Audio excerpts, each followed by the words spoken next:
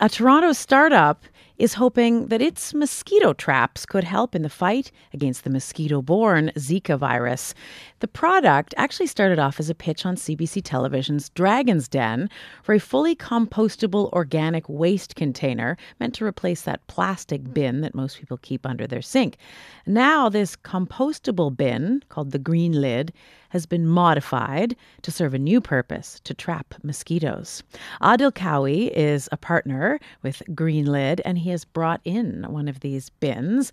Adil, can you describe this? I mean, it looks like one of those sort of biodegradable flower pots. Tell me a bit about how it works. Well, to describe it quite simply, to put it, is it's black in color, and I guess it's the shape and the size of a KFC bucket, but made of egg carton material, kind of. Mm-hmm. We actually make it with end-of-use cardboard.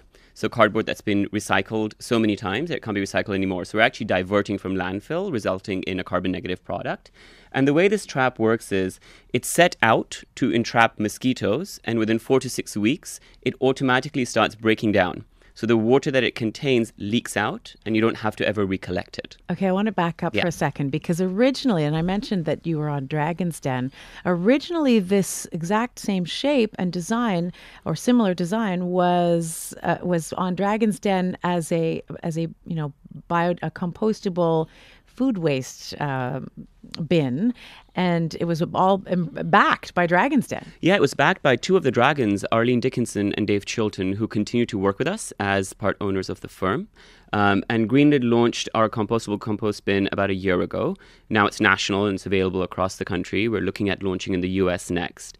And the benefit of that product is that it breaks down completely, and so you can put it in your backyard compost or put it in your green bin. And it avoids those icky sort of bags that you have to And it doesn't smell, it doesn't leak. Yeah, exactly. All the ick factor, as you would put it, is gone. That was the original pitch, and that's what the dragons liked. But how did it morph into the idea of a mosquito trap? Yeah, actually, the Australian government, government in Queensland reached out to us after seeing the original product, and we worked together with them in developing this over the past 18 months. And we took the same technology that prevents this paper cardboard substrate from leaking to modify it slightly to make it leak in a set period of time, in that 4 to 6 weeks. Because what happens is current Ovitraps, mosquito traps that are set out, which contain water, once the insecticide's efficacy has run out, it becomes a breeding ground because it stands still water. So you have to go back and collect it. Otherwise, it can become more of a problem, more of a vice than a virtue, if you will.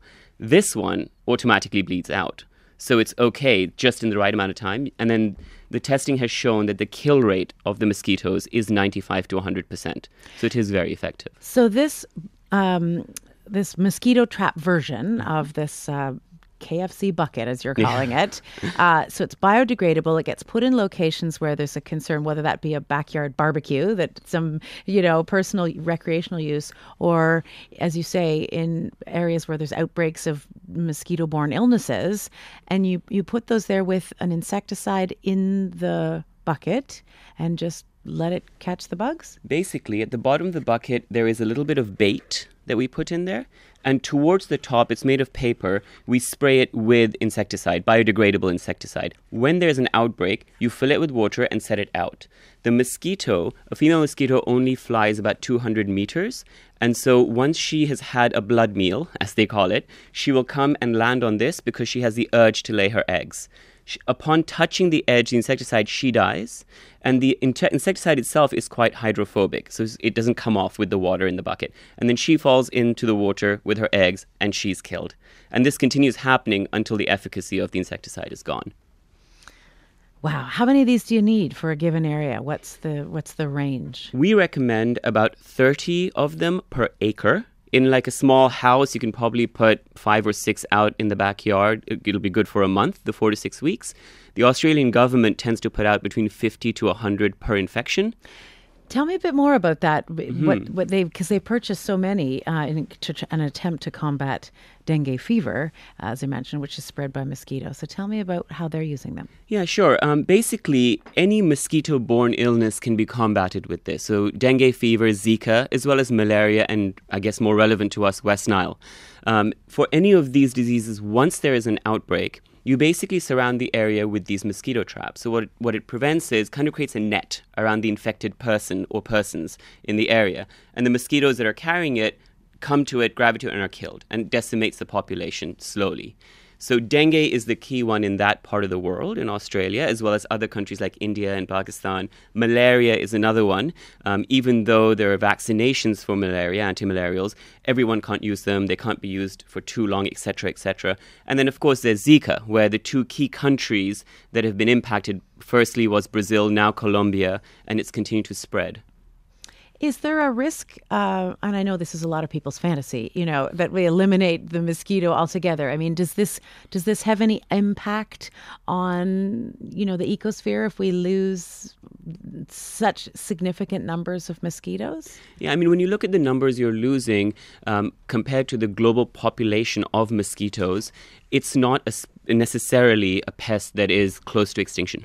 And you're putting these out targeted specifically around areas once there is an infection detected or an outbreak. Okay, that makes sense. So yes. So now, as I say, you're sort of marketing the traps as a solution to fight Zika virus, which a lot of people talking about recently. How do you go about using them for that?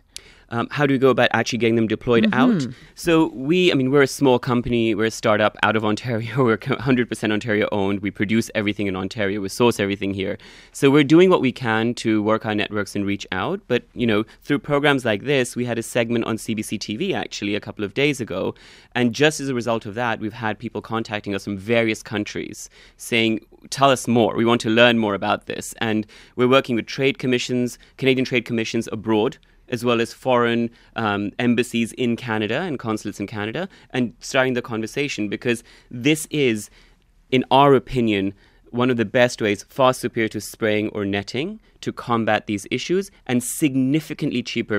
So it's really one of those things that makes us think, why wouldn't you? No, right? indeed. It's a well, no-brainer. And as I was saying earlier, I mean, there's been so much concern, legitimately so, about the Zika virus. So it's so good to hear of something that's a possible solution, an elegant solution at that. Thank you so much for explaining us about it, and all the best. Thank you so much. And it's shows like this, that get us connected to the right people. So thank you very much. Adil Qawi is the spokesperson and a partner in Greenlid. They make biodegradable compost bins and mosquito traps. And I tweeted out a photograph so you can see a visual to go with that conversation. That's at CBC Here and Now.